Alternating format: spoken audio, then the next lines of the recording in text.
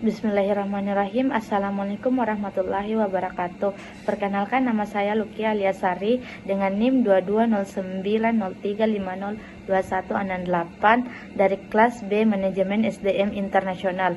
Saya membuat video ini dengan tujuan untuk memenuhi mata kuliah Manajemen SDM Internasional, yaitu studi kasus Harmony Foods di Tiongkok dan Australia. Jadi Harmony Foods adalah perusahaan makanan dalam kemasan yang berasal dari Amerika Serikat.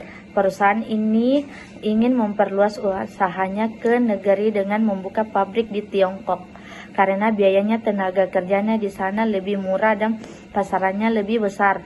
Selain itu, mereka juga mendirikan kantor pemasaran di Australia untuk menjangkau wilayah, namun mereka menyadari bahwa mengolah tenaga kerja di dunia negara yang berbeda ini memerlukan pendekatan yang berbeda karena adanya perbedaan budaya, aturan ketenaga kerjaan, dan penggunaan teknologi. Studi kasus yang pertama yaitu perbedaan budaya dan dampaknya terhadap pengelolaan kinerja. Budaya kerja di Tiongkok dan Australia sangat berbeda.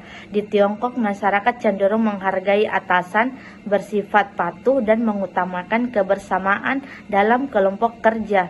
Oleh karena itu, pengelolaan kinerja sebaliknya dilakukan dari atasan ke bawahan dengan fokus pada kerja dengan tim. Sementara itu di Australia, budaya kerjanya itu lebih terbuka dan setara, serta lebih menghargai pencapaian pribadi. Maka cara menilai dan memberi umpan balik atas kinerjanya pegawai di kedua negara harus disesuaikan dengan budaya masing-masing. Kasus yang kedua yaitu perbedaan aturan ketenagakerjaan dan politik perusahaan. Harmony Foods juga harus menyesuaikan diri dengan aturan dan kebijakan ketenagakerjaan yang berlaku di masing-masing negara.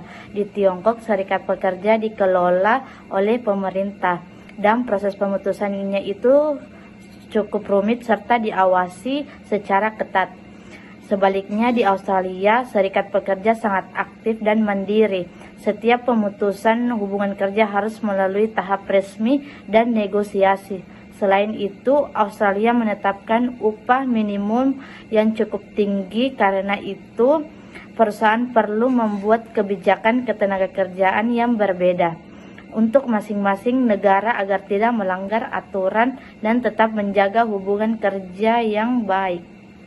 Studi kasus yang terakhir yaitu pemanfaatan teknologi dalam perekrutan dan pelatihan.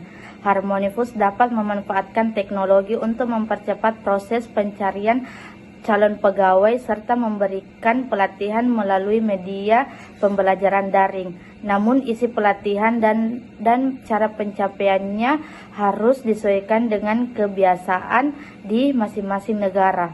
Di Tiongkok, pelatihan lebih cocok dilakukan dengan metode terstruktur dan mengikuti arahan langsung. Sedangkan di Australia, pelatihan sebaiknya lebih terbuka dan interaktif dan mendorong diskusi. Selain itu, perusahaan juga harus mematuhi aturan perlindungan data pribadi, terutama di Australia harus memiliki peraturan yang sangat ketat terkait informasi pekerja.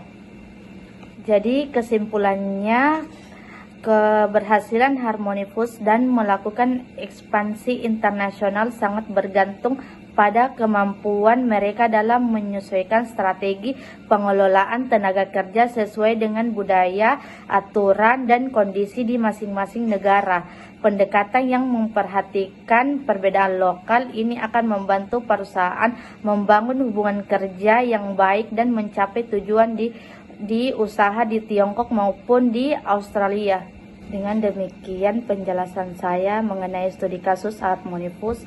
Saya menyadari bahwa dalam penyampaian saya masih kekurangan atau kata-kata yang kurang berkenan. Untuk itu saya mohon maaf apabila ada salah kata. Wassalamualaikum warahmatullahi wabarakatuh.